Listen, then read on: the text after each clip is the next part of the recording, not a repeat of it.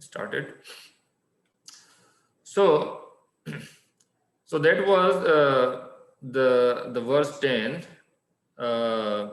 and then we are going to read from verse 11 today. And so, somebody else entering. Okay, so we have the first region. Arjuna was saying the compassion, right? He do not want to kill his friends and relatives. If they will die, then he cannot enjoy them, and then he will have sinful reactions. So he was having compassion on bodily level, and that he argues in first chapter, verse 28 to 30. And now Lord Krishna will defeat his argument from verse 11 to 30 by giving him the real identity. So what Arjuna was thinking was that the bodily relationship.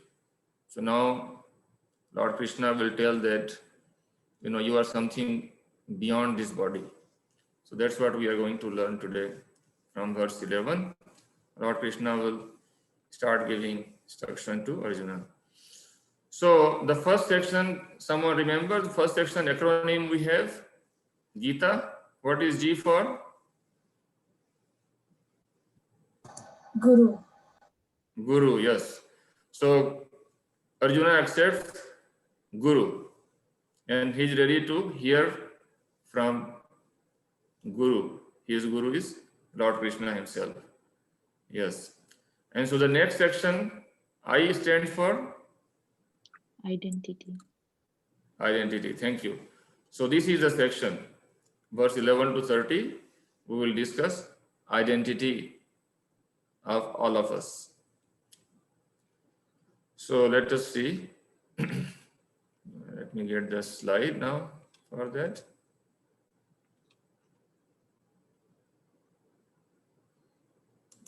Okay. So yes, we are in section 2, identity. And this is also where Lord Krishna gives jnana, or the knowledge for the real identity. And he says, fight. There is no death for the soul. So these 20 slokas we will learn about soul. Okay, so verse 11. I will read the Sanskrit and I will request someone to volunteer read the English. Sri Bhagavan Vacha Aswachyan Anvaswachastvam Pragyavadam Shabhashase Gatasum Agatasumscha Nanu Shochanti Pandita. The Supreme Personality of Godhead said, while speaking learned words, you are mourning for what is not worthy of grief. Those who are wise lament neither for the living nor for the dead. Yes. So, Arjuna is ready to hear. He is not arguing anymore. And here is Lord Krishna is smiling. And at the same time, he is getting strong with Arjuna, that you are saying that, you have given so many arguments, like a pragyavadas, like learned words. You are talking, very scholarly learned words. But you are saying that those who are wise, those who are pandita means wise men.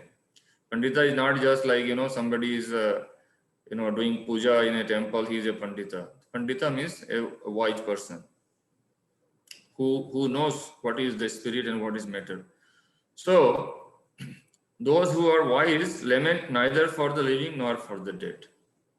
So, the panditas, they do not lament. So, let us read the actual verse given by Srila Prabhupada. So I'm trying to change the view for you from this PowerPoint. I'm going to the Bhagavad Gita, actually the verse in chapter 2, verse 11. Okay, can someone tell, what do you see now? Do you see? Not yet, right? No, not yet. Okay, let me go.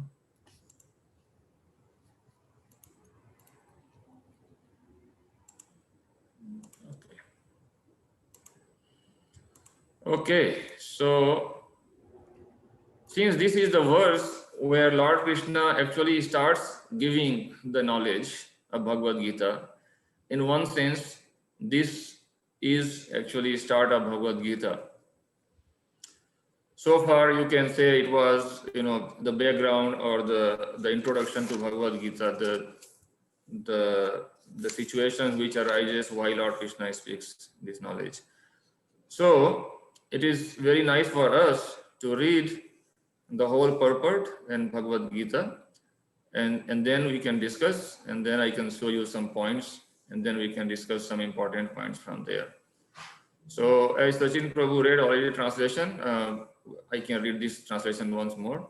The Supreme Personality of Godhead said, while speaking learned words, you are mourning for what is not worth of grief. Those who are wise lament neither for the living nor for the dead. Okay, can someone else volunteer to read the purport, this one paragraph?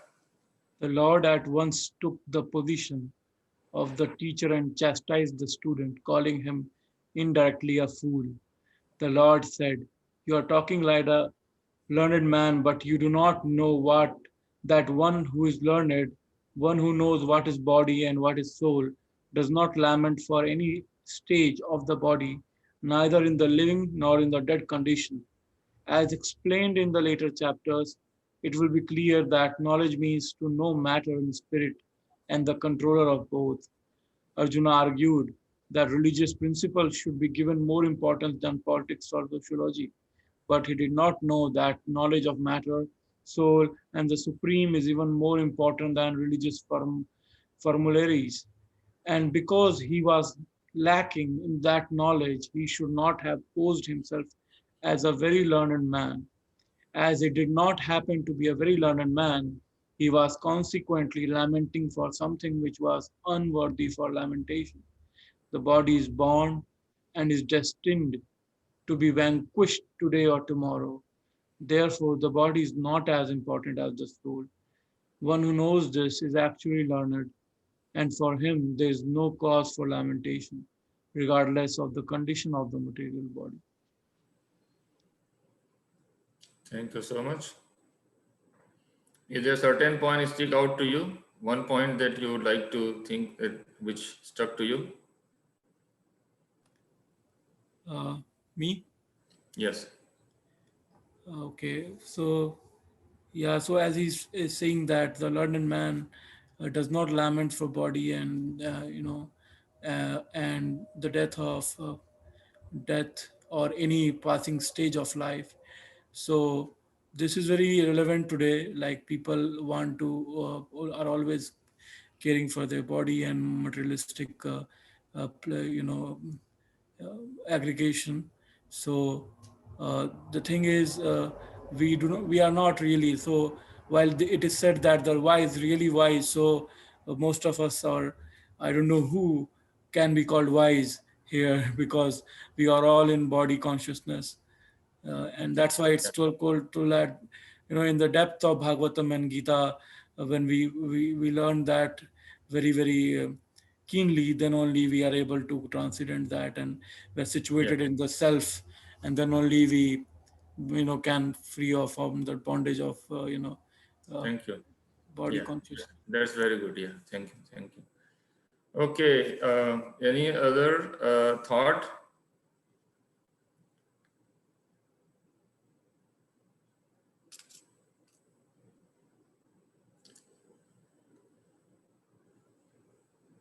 Okay. Any other volunteer to share anything? Okay. So let me switch back to the PowerPoint. It's a little bit, I just wanted to read the purport, so I have to do this toggling a little bit. So I will highlight some points there.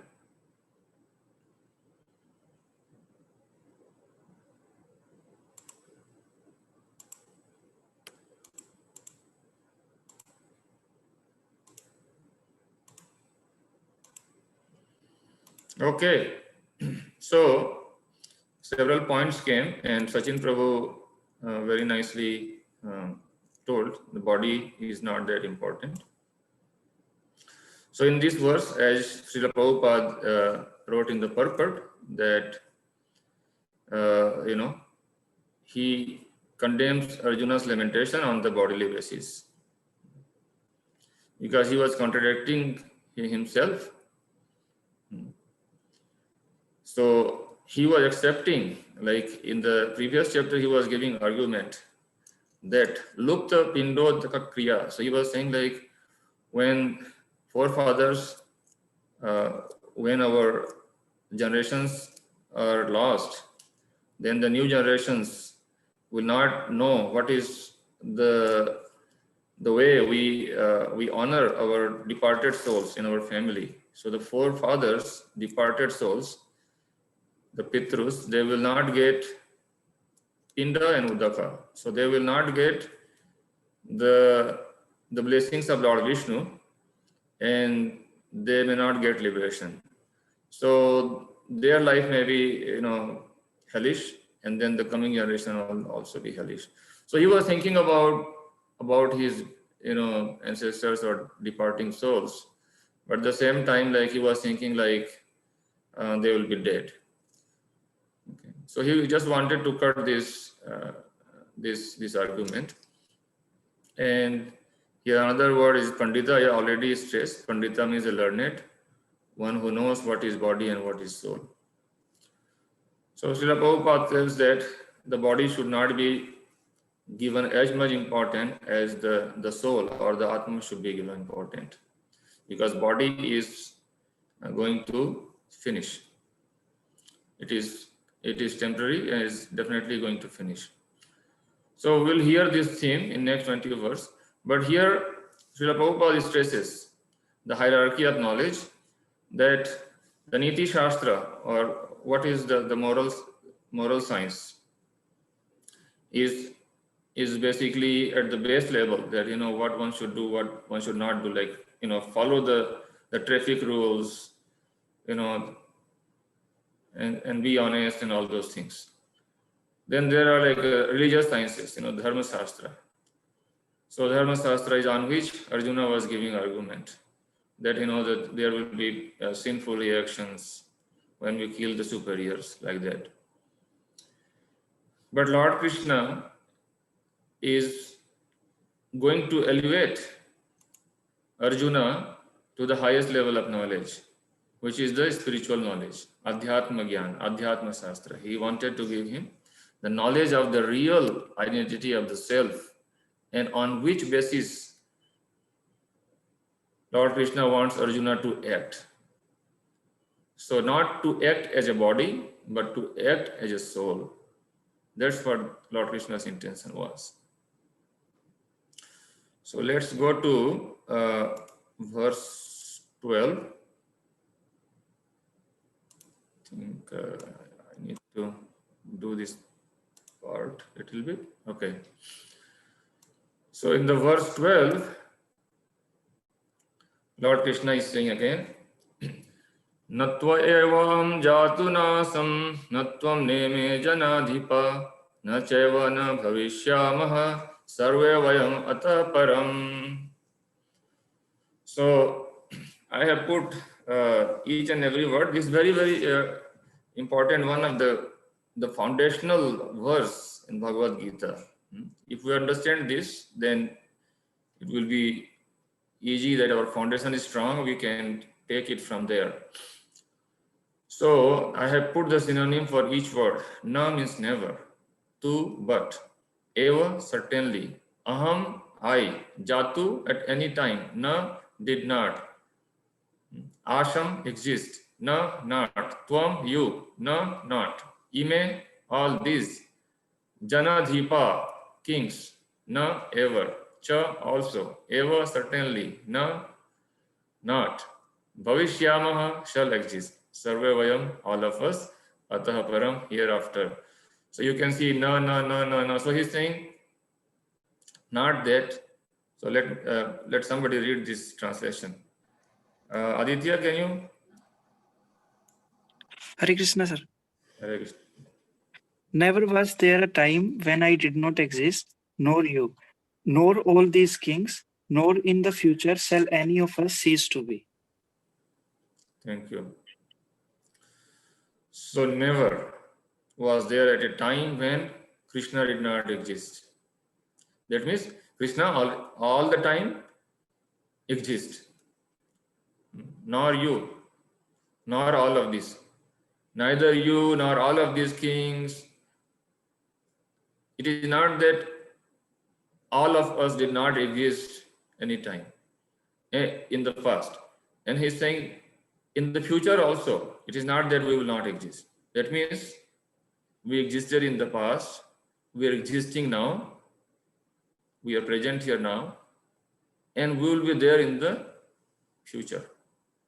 So this is the basic knowledge that you, me, and all these warriors, all these kings in Kurukshetra, we are all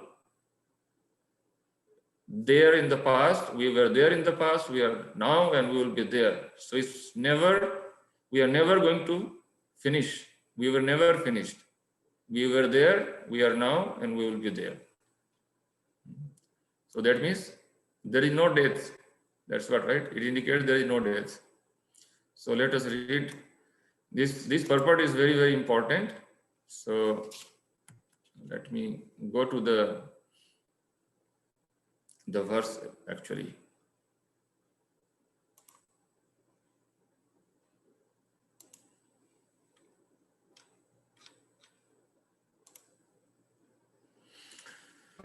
So today we are reading all of this verse and purport because these are Lord Krishna's direct instruction and these are the foundations on which we have to have our proper understanding. So, purport, somebody can volunteer to read the purport? Another person who has not read yet? Yeah, Hare Krishna, Prabhu. I can read. Hare Krishna. Mata. Prabhu, can you share? Oh, I thought I was sharing. Okay, I'm sorry. Yeah, okay. I'm doing. I'm looking myself, but okay. Thank you. Please go ahead. You can see now? Yes, Prabhu. Okay. In the Vedas, in the Katha Upanishad, as well as in Shvetatra Upanishad, it is said that Supreme Personality of Godhead is the maintainer of innumerable living entities in terms of their different situations according to individual work and reaction of work. That Supreme Personality of Godhead is also by his plenary portions alive in the heart of every living entity. Only saintly person who can see within and without the same Supreme Lord can actually attain to perfect and eternal peace. Can you read the Sanskrit verse? Nitto Nityanam Chetan. No, Prabhu, it's hard. Okay. I can read the purport. Okay, let me read the verse then let me try. Okay. Nityo nityanam chetanas chetananam eko bahunam yo vidadhati kaman tamatmastham yenu pashyanti dhiras tesham shanti shashvati netaresham. This is from Katha Upanishad 2.2.13. Okay, please continue.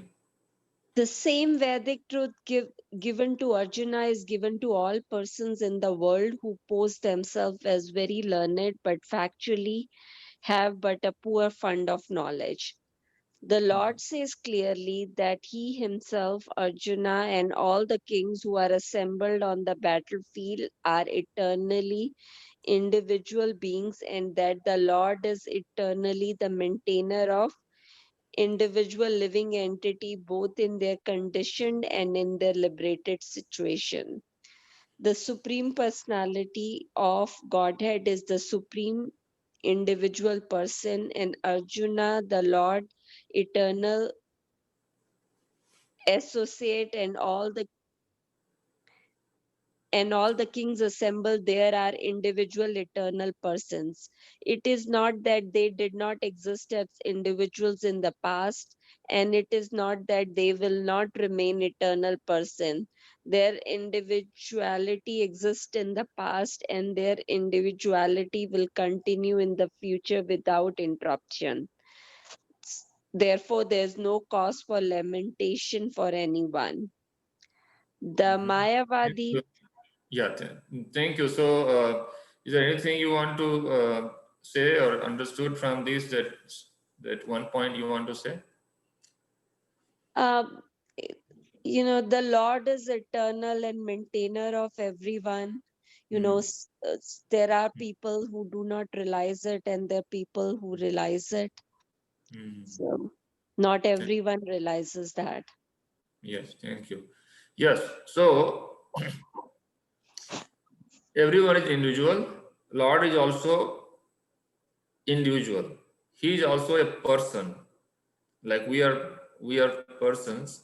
He is also one person, but we are dependent persons, and he is the controller person. He is the one who is maintaining us. He is the maintainer, and we are maintained. So individuality will continue in the future without interruption. So now, in contrast to this, there are some philosophical thoughts, there are some school of thoughts. They contradict this instruction of Lord Krishna given in this verse.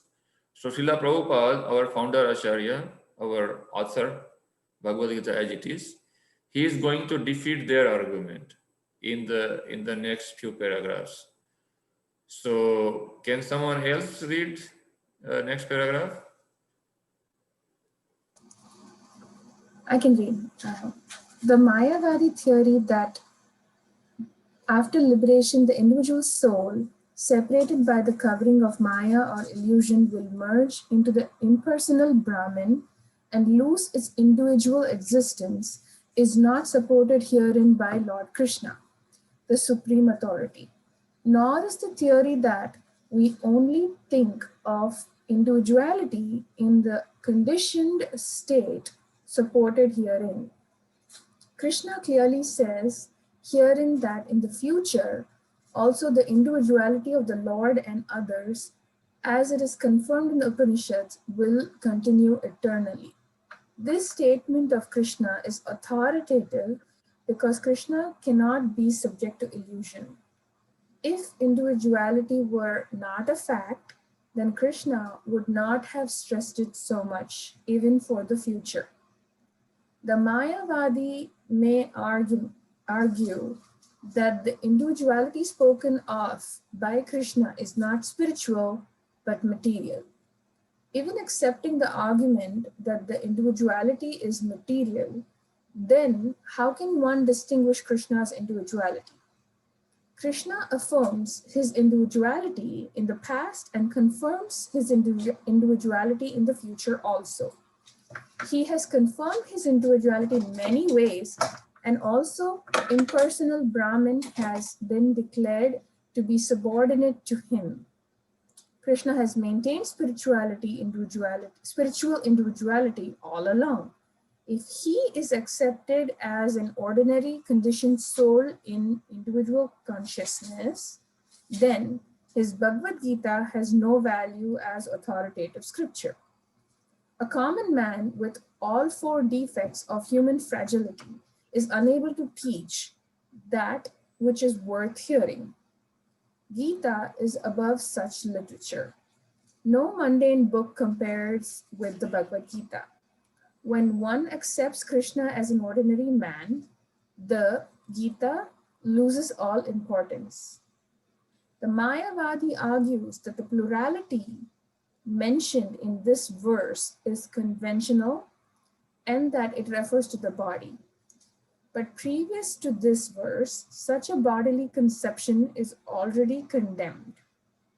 After condemning the bodily conception of the living entities, how was it possible for Krishna to place a conventional proposition on the body again? Therefore, individuality is maintained on spiritual grounds and is thus confirmed by great acharyas like Sri Ramanuja and others. It is clearly mentioned in many places in the Gita that spiritual individuality is understood by those who are devotees of the Lord. Those who are envious of Krishna as Supreme Personality of Godhead have no bona fide access to the great literature. The non-devotee's approach to the teaching of the Gita is something like that of a bee licking a bottle of honey. No, one cannot have the taste of honey unless one opens the bottle. Similarly, the mysticism of the Bhagavad Gita can be understood only by the devotees, and no one else can taste it, as it is stated in the 4th chapter of the book. Nor can Gita be touched by persons who envy the very existence of the Lord. Therefore, the Mayavadi explanation of the Gita is most misleading presentation of the whole truth.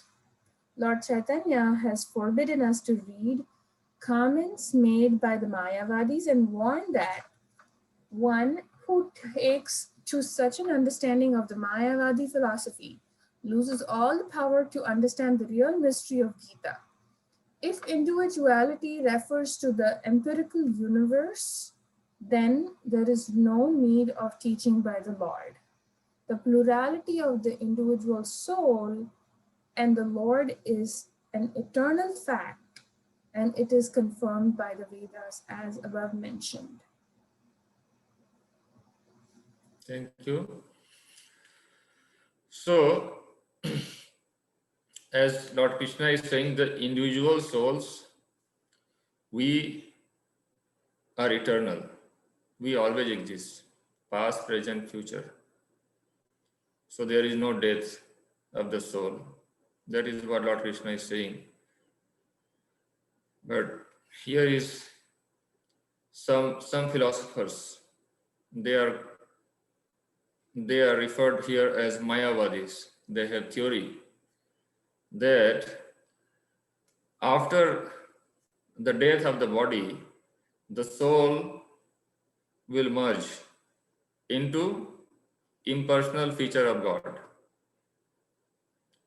So they will lose their identity. So whatever you are doing now, you don't exist after your death. But Lord Krishna is not supporting that theory. And why we should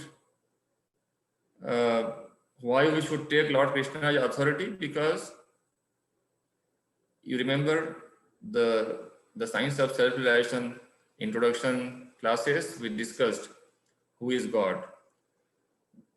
Krishna is God. Krishna is cause of all causes. He is the maintainer, he is the controller. He is the cause of all causes. So anything which is the cause of all causes, who is the root cause from whom everything comes? He is God. And God's Bhagavan is defined by 6 features. Does anyone remember? The six features of God. Bhagavan is full of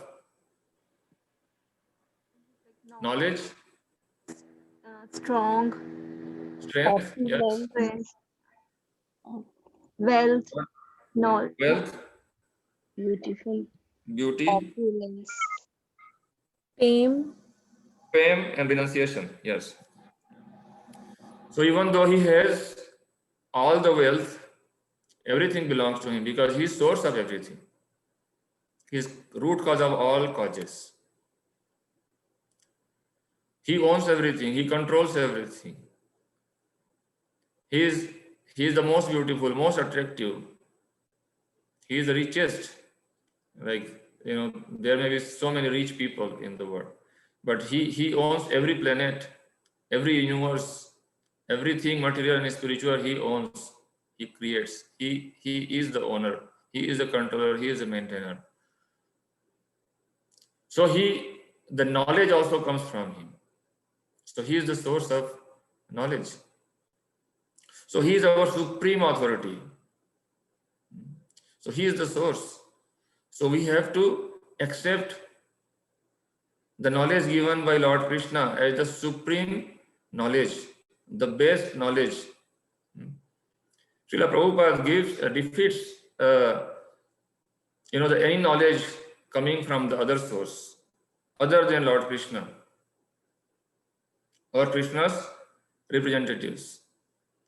So this knowledge is coming to us in disciplic succession. Krishna gave this knowledge to his student, and they gave to their student, and gradually it came to our Acharya, Srila Prabhupada, and he has put this Bhagavad Gita as it is in English. So we are receiving the knowledge as it is spoken by Lord Krishna, and as Lord Krishna intends to convey the message to us as it is. So this message is coming to us as it is. So therefore we can accept what Krishna is saying in Bhagavad Gita as it is. And anything which does not conform with Lord Krishna's argument, which is that we are individual in the past, currently, and then future, then that means we have to reject them, because those are not authentic. They are not bona fide. So Srila Prabhupada says anybody who has the 4 defects, common man with all 4 defects. Can anybody remember? We discussed about which are the 4 defects of human beings, common man, who is not connected with Krishna. Yes. Birth, death, Birth, death, illness, old age. Birth, death, old age, and illness. These are the sufferings, the problems of life. These are the problems of life. These are the problems we have to overcome this, right? But what are the defects? A defect of a human being is another 4 sets of 4 things. So starting with, we have defective senses. Can someone tell the next one?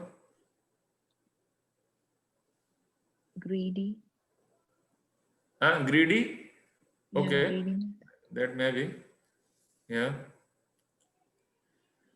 So defective senses. So like we are thinking about here, this discussion is about obtaining the knowledge. What knowledge is perfect? We discussed in science of self-realization, there are the methods to obtain the knowledge, right? Shabda.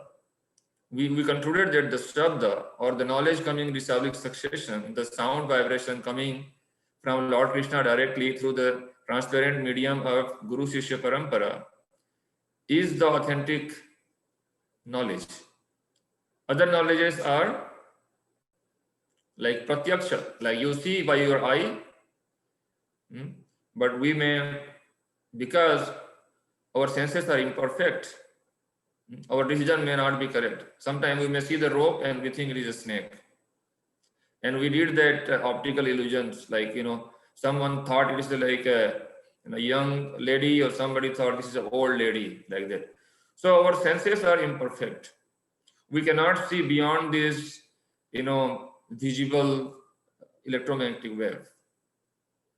We cannot hear something which is ultrasound or subsonic or supersonic vibrations. We cannot hear. We can hear only certain frequencies. We can also see through certain electromagnetic wave of light. So we have defective senses.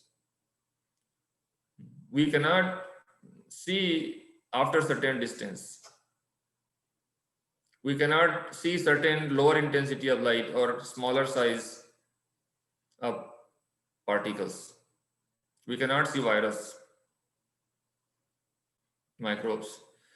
So we have defective, like when we are a common person, our senses are not perfect, and because of that we are illusioned. We think something else We think rope as snake, snake as rope. That's illusion. What is number 3? We can mistake like Yes. So therefore we make mistake because we are illusion.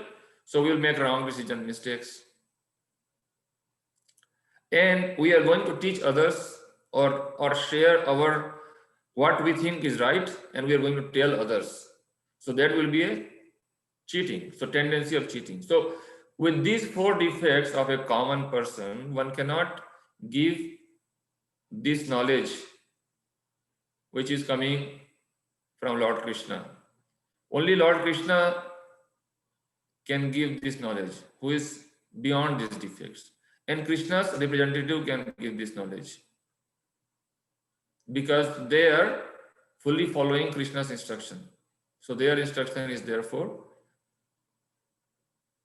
beyond these 4 defects. So the Mayavadi theory that, like after the death, all the soul, they merge and then become one homogeneous, that is defeated here. What is the right concept is that even after death, I will be an individual person. I will not lose my individuality. Anybody have any question before we move to the next verse?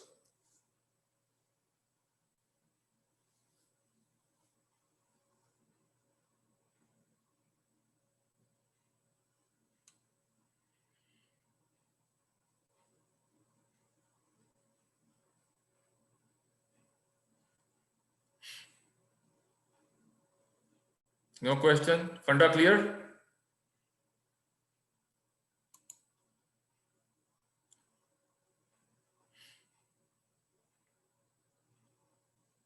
Ravi Prabhu? Yeah, Prabhu, no doubts, Prabhu. Yes.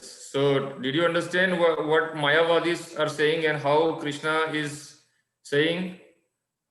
There are some misconceptions. So, Prabhupada is helping us to clarify this misconception that we are not going to be finished after the death of the body. We are going to be there in the future.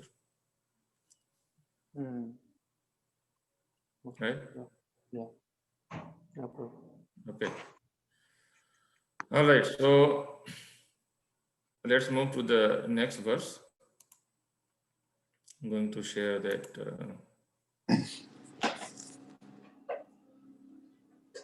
I think I can just continue that one.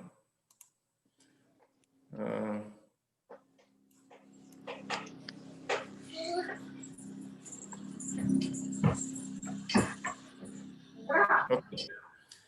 Verse 13. Dehinosmin yatha dehe komaram yavanam jara tatha dehantara praptir viras tatra namuyati. This is very, very important. Many of these the verses in this section, we should memorize. Very, very nice slokas. 12 also very important. This is also very important. Very, very important. So can someone repeat after me? I will say one line and then one person can repeat. Dehinosmin yatha dehe Dehinosmin yatha dehe kaumaram yavanam jara kaumaram yavanam jara tatha dehantara praptir tatha dehantara praptir dhiras tatra namuyati. dhiras tatrna muhyati. Very nice. Okay, Prabhu, please read the translation. As the embodied soul continuously passes in this body from boyhood to youth to old age, the soul similarly passes into another body at death. A sober person is not bewildered by such a change. So here, if you notice, Dehinaha means of the embodied.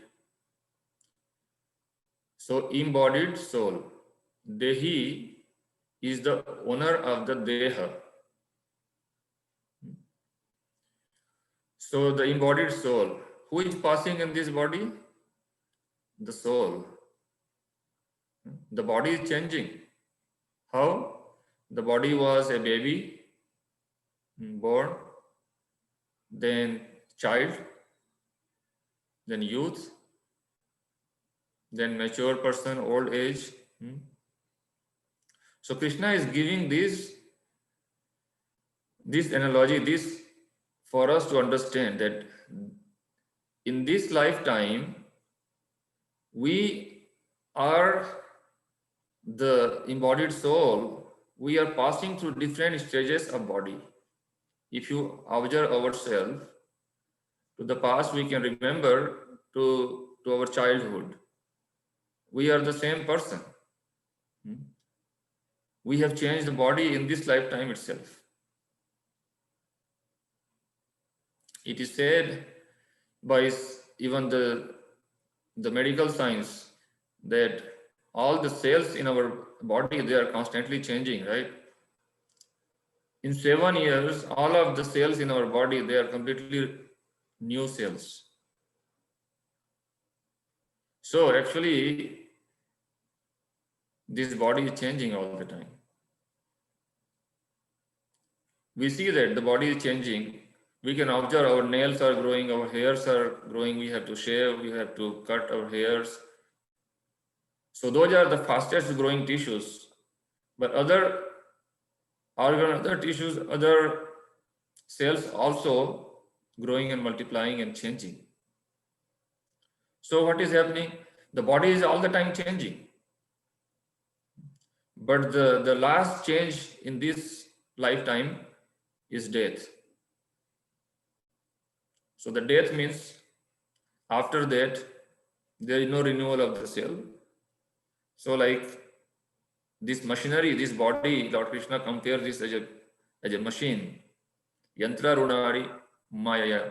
So yantra, this is the body. The example is also given like a car, and then the soul is the driver. The body is like a car or the vehicle.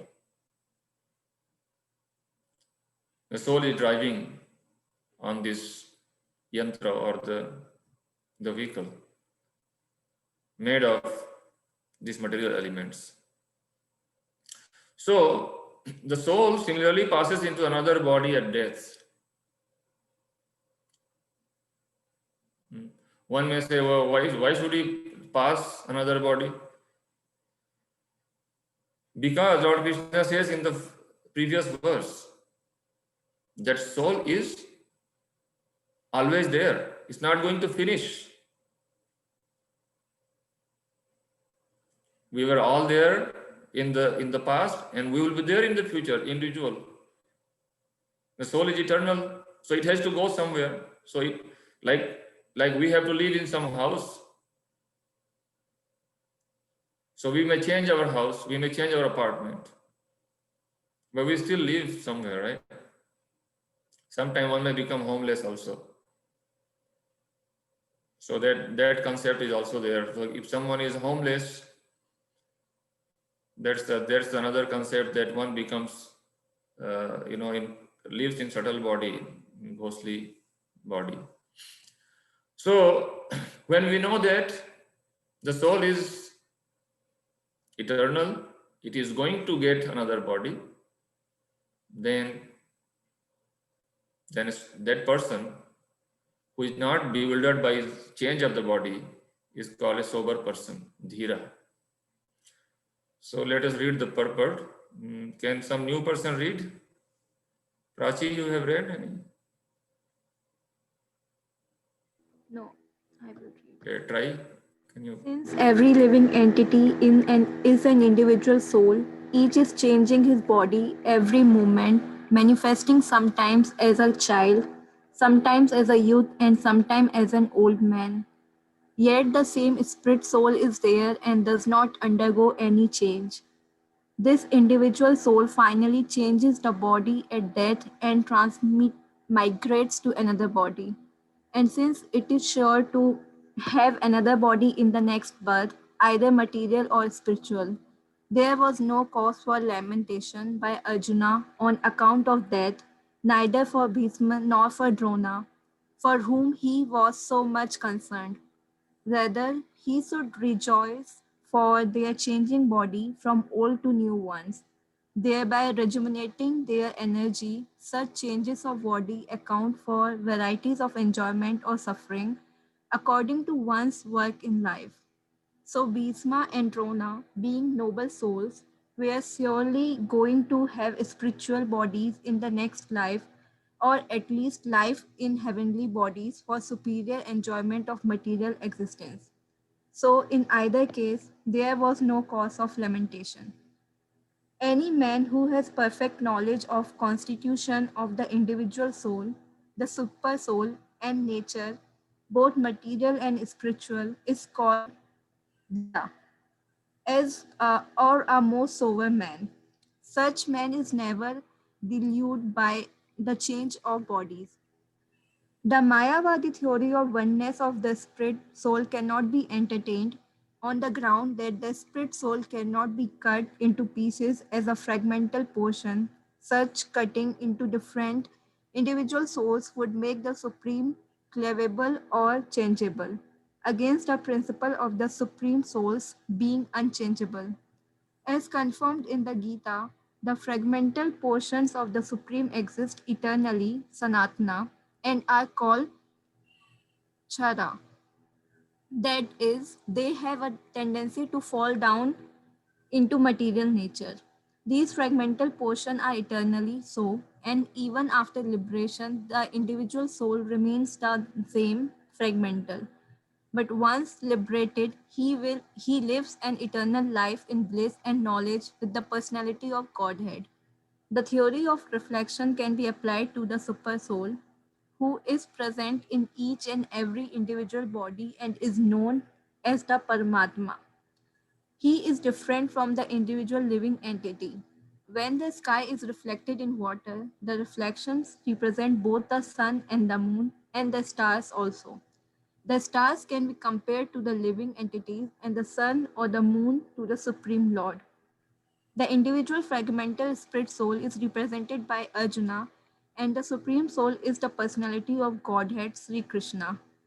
They are not on the same level, as it will apparent in the beginning of the fourth chapter. If Arjuna is on the same level with Krishna and Krishna is not superior to Arjuna, then their relationship of instructor and instructed become meaningless. If both of them are deluded by the illusory energy Maya, then there is no need of one being the instructor and the other the instructed. Such instruction would be useless because in the clutches of Maya, no one can be an authoritative instructor. Under the circumstances, it is admitted that Lord Krishna is the Supreme Lord, superior in position to the living entity, Arjuna, who is forgetful soul deluded by Maya. Thank you. So you want to share one point that you want to share to everyone? Just one point. So the point is like we are different at Lord Krishna. He is super soul.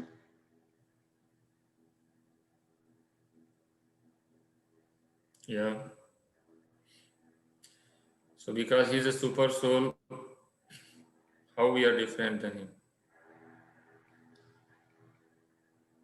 Like we are like part and partial of Lord Krishna. Like He is above the three material modes. he is Yes. beyond the material. Yes.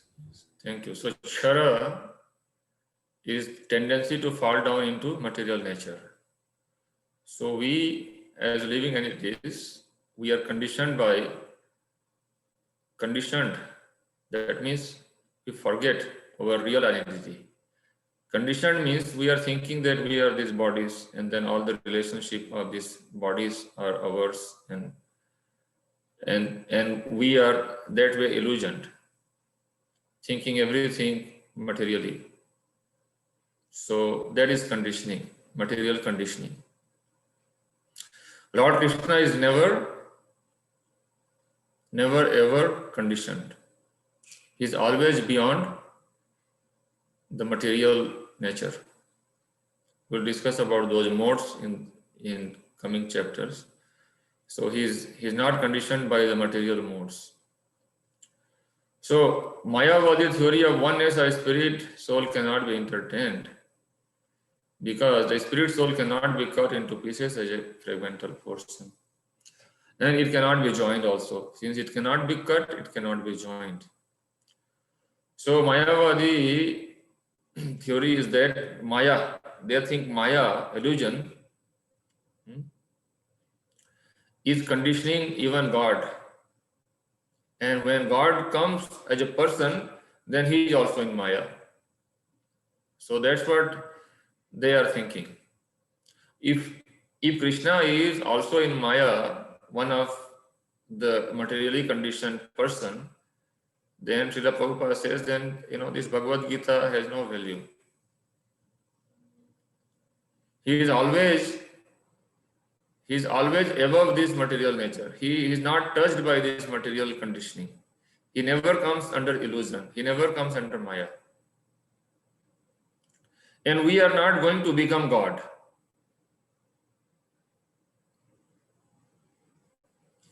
The Mayavadi is saying that, okay, now because you are illusion right now, after your death, you become God. Because you will merge in God, so you become God.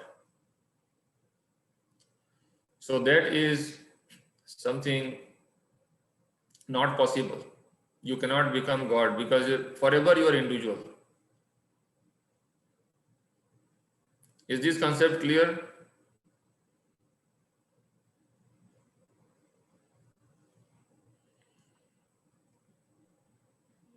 Yes, Prabhuji. Aditya? Yes, sir. Okay. So after liberation, what will you do?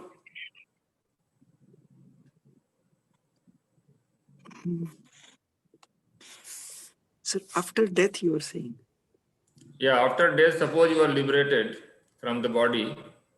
Yes, sir. Then what will be your existence? Sir, I think I will be a part of God, and like the energy, the eternal energy, the God is liberating. I will be a part of that if You will become a part of God, and then what you will do?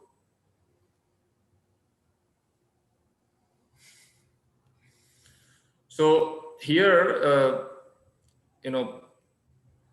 part means relative. We are always relative. We are always related. Like you are part of your family, correct? Father, mother, brother, sister, correct? Yes, sir. Similarly, Krishna is our eternal Father. So that way we are part of his family. But we are not going to become, part of his like head or leg, or I become like a part of his hair and then you become part of his nail or something like that.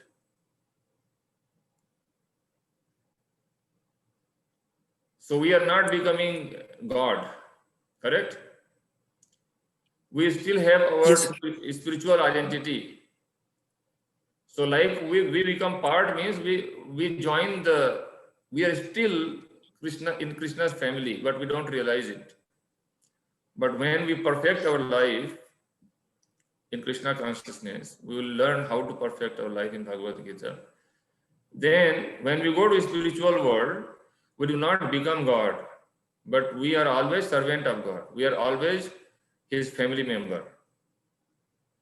And we will serve him as one of the family members. Like in our family, we have relationship. Somebody is children, somebody is parents, somebody is, brother, sister, friends, servants, like that. So we'll serve in some relationship. Okay? Yes, sir. And sir, I have one more question. Like after becoming a part of the God, like whether we will be again like taking birth or not in this world, like on earth. Yes, good question. We will learn that one also. So when we are perfected, when we strictly follow Lord Krishna's instruction in Bhagavad Gita, then he says, if you follow my instruction, if you absorb yourself in my instruction and you remember me, then all the time, and then even while you are leaving this body, then he says you will come to live with me in my planet. And then he says you will come to me, and then once you come to me, the advantage of coming to Krishna is that he says if you come to me, then you don't have to go to the material world again. Whereas if you go to anywhere else, even if you go to heaven or hell, anywhere else, it is temporary. But the permanent life of happiness and full of knowledge and bliss is when we go to Krishna's land. Everything is Krishna's land, but this is the dark region of Krishna's land. But when we go to Krishna's spiritual land, spiritual planets, Vaikuntha world, then we don't have to come back. That is the advantage. Is that clarifying your query? Yes, sir. Any further doubt? It will clarify No, sir. when we study Bhagavad Gita. Continue to be with us. Okay, Anil Prabhu, anything you want to share?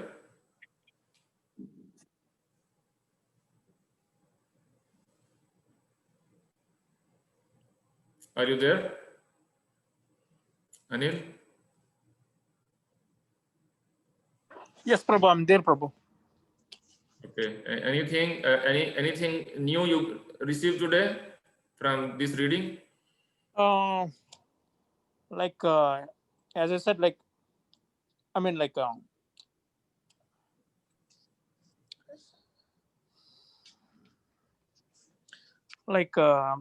we should keep on.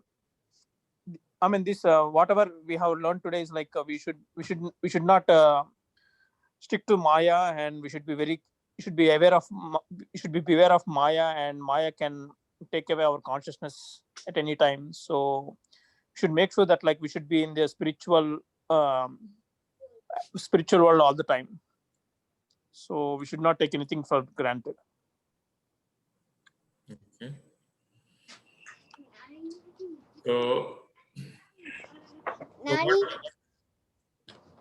So what will happen to the soul after death?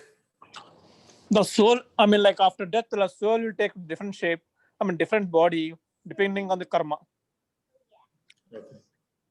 And so the thing is the most important thing is we should not get attached to the material world, and we should always be on Krishna consciousness all the time.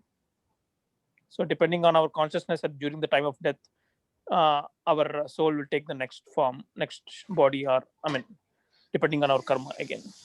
So we are not going to become God, right? After death? No, we are not going to become God, but there is a possibility that we can become demigod. Good. Thank you. There is a possibility, but there is no guarantee. Thank you so much. Thank you. Yeah. Great. Okay, Swami Mataji, you have anything to share? Oh, I'm good, Prabhuji. Did you get your Bhagavad Gita? No, still I didn't get there. You still didn't get? Prabhuji. Yeah. Did you I get the tried. contact information of Narayana Prabhu? Yeah. Address is there. Tomorrow I'm sending Prabhu for sure. Oh, I got okay. it. Yeah. Okay, Ji. Okay. I can wait. No Making problem. sure that the communication went well. Okay. Who have not shared anybody else have any question or clarification which shocked you or surprised you today, or everything is fine? Prabhu, I want to share something. Can you go to translation of 12. Translation of 12. Okay, sure. Yes. Here it says, never there was time when did not exist, nor you. Just if you, with your permission, I want to share something on that. Yeah. You have some slides too? Yeah. I think, no, I don't have any slide. Okay. So here it very clear, some Mayavadis and other things we are discussing, we never become with the God. So our individuality will be there. Yeah. And one question for all of you, suppose if we get liberation, so then there is no question of our existence. So what happens to them? But here it says, there was never there was a time when I did not exist, nor you. That means we always exist. So what happens? Suppose after number of number of cycles of birth, death, and all those things, at one point of time we get liberation. So that means, do we exist or no? Because in our Telugu class, one person asked the same thing. That's the reason I want to repeat that. Yes. Yes. So this yearly clearly indicates we never merge with God, because Krishna himself is telling that very clearly. Because some principle, some schools of thoughts, they will say we'll merge with God and will become with God, and we never exist. But here it's very clearly says our soul and Krishna's Paramatma both are separate.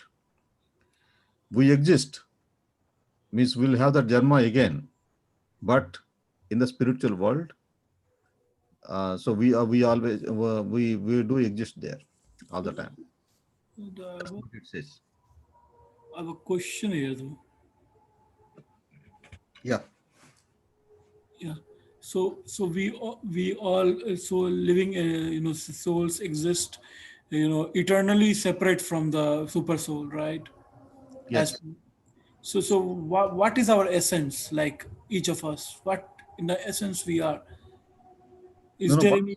any from any Upanishad or any from scriptures, any verse or anything saying that? Because either we are the permutation combinations of different gunas on what quantities, so that we are innumerable, and what we are in essence. No, we are. Lord Krishna is saying in this verse itself, right? What is it? Go ahead, Prabhu. Depending on your karma, you'll have that kind of janma here. Once you are done all your karma, then you'll go back, but you will exist there, but you'll be serving the God there. No, my question is not that. My question is not regarding the death, the life or the births. My question is, what is the essence of our eternal existence? Like, it in essence, when we exist as souls. And what is the essence of souls? Like, how they are different souls, and if they are so different, then what in essence they are all are. You know what I'm saying? Yes. So Yeah. as we discussed that we all exist, but you are asking about, like, for example, you are asking that, okay, like I am a human being in a sense. For example, materially, I am a man. Materially, I'm thinking like that. No, but this is beyond. Let me say. Yeah. Okay. So what is the ingredient of the material body? Like, we have different ingredients, right? We have water, we have earth, we have air in our body, fire, space. All of this is there. These are the material elements. On that basis, this body is made, right? So the essence of this body is those elements, material elements. Is that right? Yes. Yes.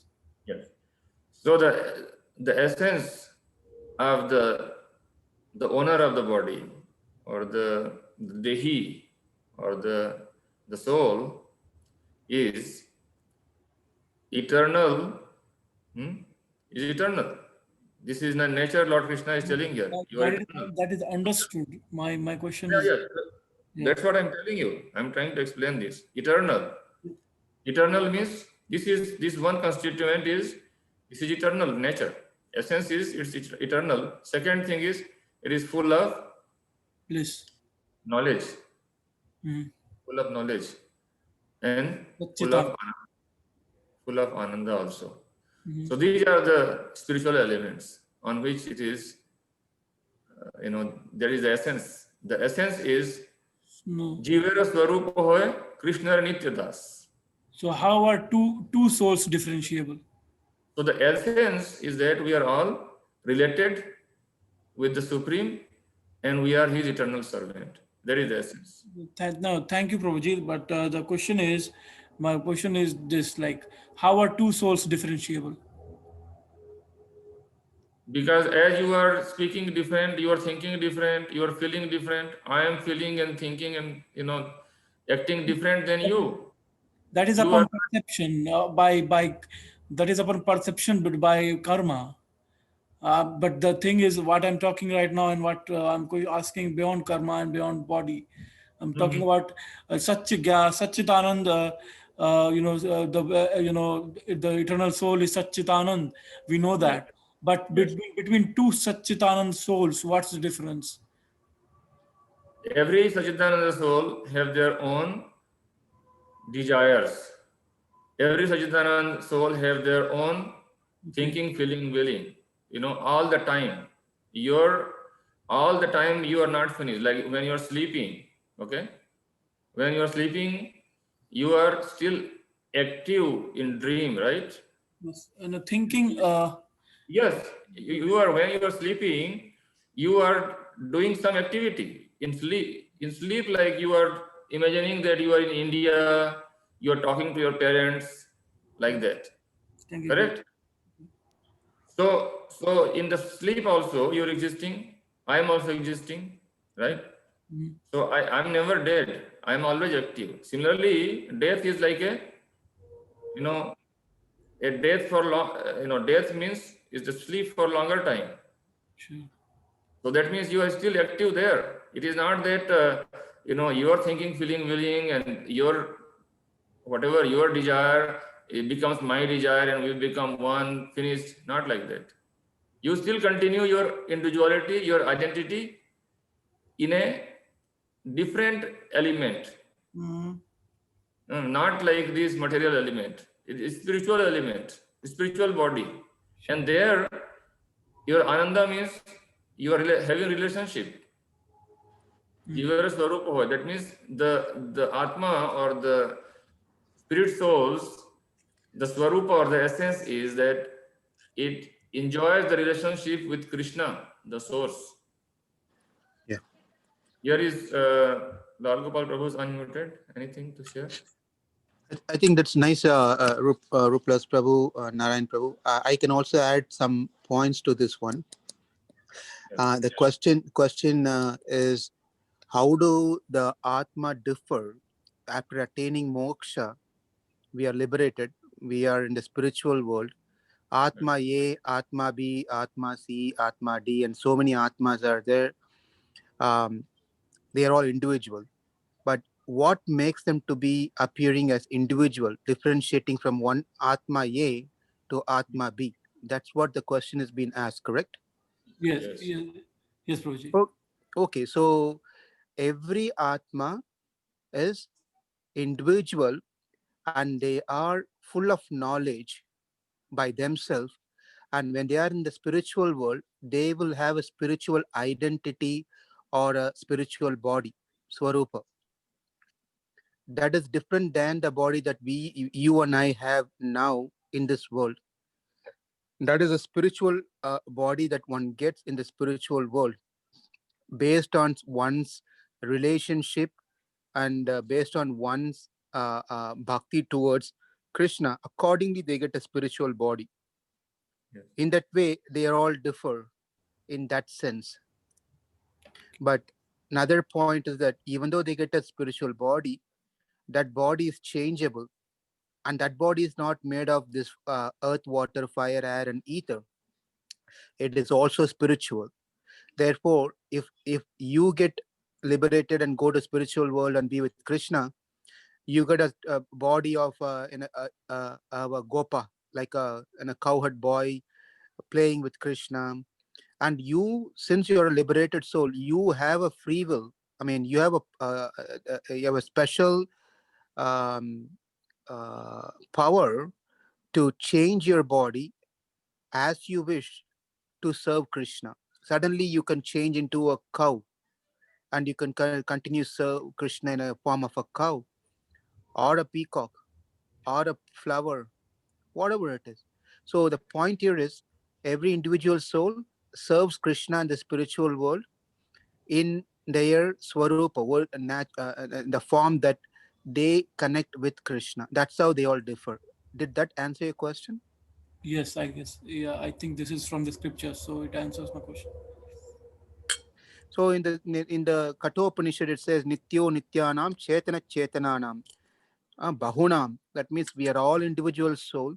We all individually serve Krishna, that one Lord from whom we all came from. And our service is based on our relationship with Krishna, how we get connected to Krishna when we return back. Yes. And I guess we can reciprocate, and Krishna can reciprocate us in whatever way we want, in whatever Ex- we want. Exactly, you got it. Exactly. So if you want to have a Krishna as a, you worship Krishna as a Bal Gopal at your house, that means you're taking a parental relationship with Krishna where you want to serve Krishna, you want to take care of Krishna, you want to feed Krishna. You know, that's a different mood. But if you want to be in a mood of Hanuman, being a servant and considering Krishna to be a Lord, then that's that different relationship. If you want to have a relationship as a friend, like Sudama, or Arjuna, right, Guha, Sugriva, then that's a different relationship that you can develop. If you want to have a relationship with Krishna as a husband, that's another relationship. As a lover, another relationship. So it really depends on how we connect with Krishna. But the best thing for us to meditate now is to Krishna as a master. We are servant of Krishna, and we continue serving Krishna and Krishna's devotees here. And when we return back to spiritual world, whatever the Krishna, whatever our disposition will, that will be revealed to us by Krishna, and we continue in that service in the spiritual world. For now, we all serve in the mode of servant to Krishna. Thank you. Very nice, bro. Thank you so much. I hope everybody is satisfied with that. Prabhuji. And we'll continue from 14 onwards. This section is all very interesting and very nice. All of you, thank you so much for participation. We really appreciate that. And we'll continue this next Sunday. Hare Krishna.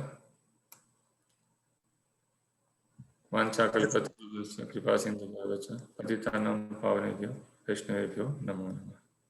Thank you, Prabhu. Hare Krishna. Hare Krishna. Yeah. So academic leave.